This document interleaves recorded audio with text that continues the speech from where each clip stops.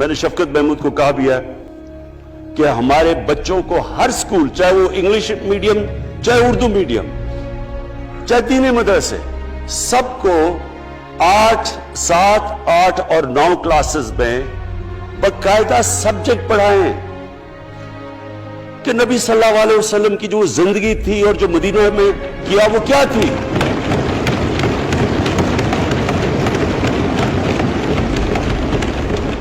تاکہ ان کو پتہ چلے کہ اس ملک کا مقصد کیا تھا.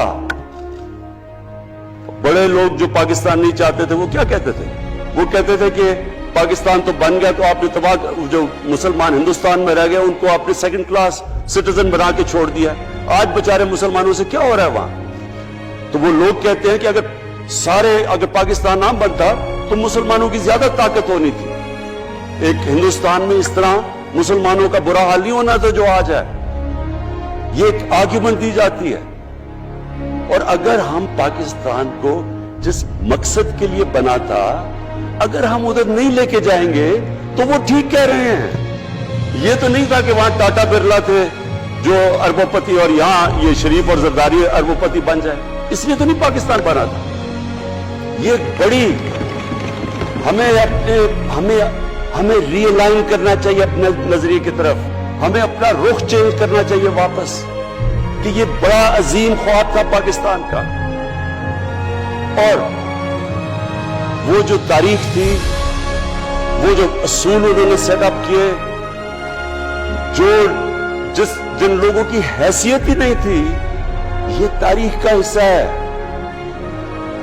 کہ اس کے بعد انہوں نے دیکھتے دیکھتے 15، 20، 30 سالوں کے اندر دنیا کی امامت کی. صرف امامت ہی نہیں کہ وہ تو منگولیوں نے بھی دنیا بڑی جلدی سے فتح کر لی تھی. چنگیز خان نے بھی بڑی جلدی اس کی فوجوں نے فتح کر لی تھی. 100 سال کے بعد وہ ختم ہو گئے تھے. انہوں نے ایک دنیا کی عظیم سیویلائزیشن، جو ٹاپ سائنٹسٹ تھے، سارے دنیا کے ٹاپ سائنسدان، ایک عظیم کلچر. اور سب سے بڑی بات جو میرا آج میں یہ کہنا چاہتا ہوں، انہوں نے اخلاقیات،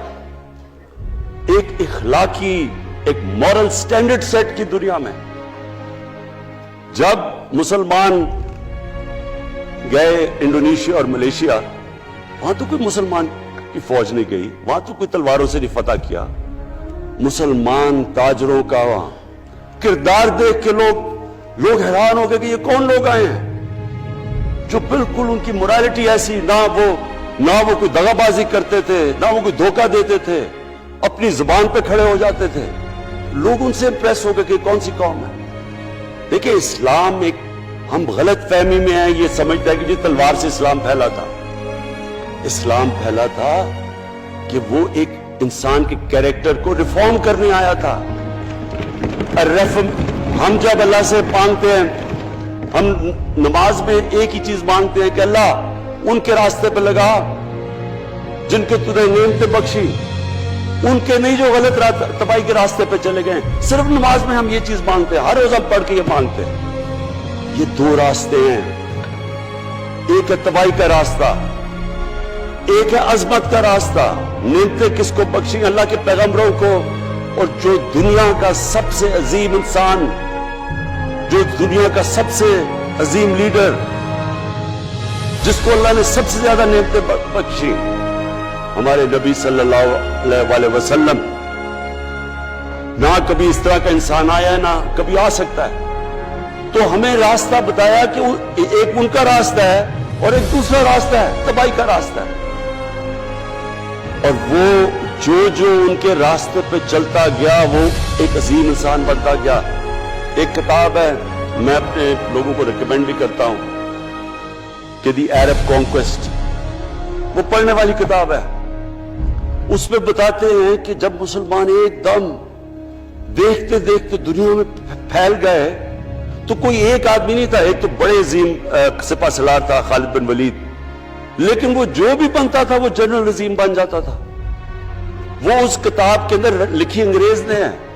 وہ کہتے ہیں اس کی کوئی ایکسپلینیشن نہیں ہے کہ یہ کیسے ساری دنیا پہ چھا گئے. نہ ان کے پاس کوئی لیٹسٹ ویپنز تھے، ایک طرف رومنز تھے، دوسری طرف پرشینز تھے، وہ تو سپر پاورز تھے، ہتھیار تو ان کے پاس تھے. نہ ان کے پاس ہتھیار. नंबर्स में भी वो ज्यादा थे, उनकी फौजें भी ज्यादा थी, लेकिन वो सारी दुनिया पे फैल गए और एक ऐसा सिविलाइजेशन बना कि ज्यादातर तो मुसलमान नहीं थे, वो भी उनको मानते थे, क्योंकि उनकी इखलाकियात, उनका अदल और इंसाफ का निजाम, उनका कैरेक्टर, उसकी वजह से लोग आए हैं। यहां जो हिंदुस्तान में इस्लाम फैला है, ये हमारे जो बड़े बड़े बुजुर्ग थे, दादा साहब, बुल्ले शाह, निजामुद्दीन औलिया और बाबा फरीद, ये लोग थे। इनको लोग देख के, इनके किरदार से, इनके इंटेलेक्ट, इंसानियत से लोग मुसलमान हुए।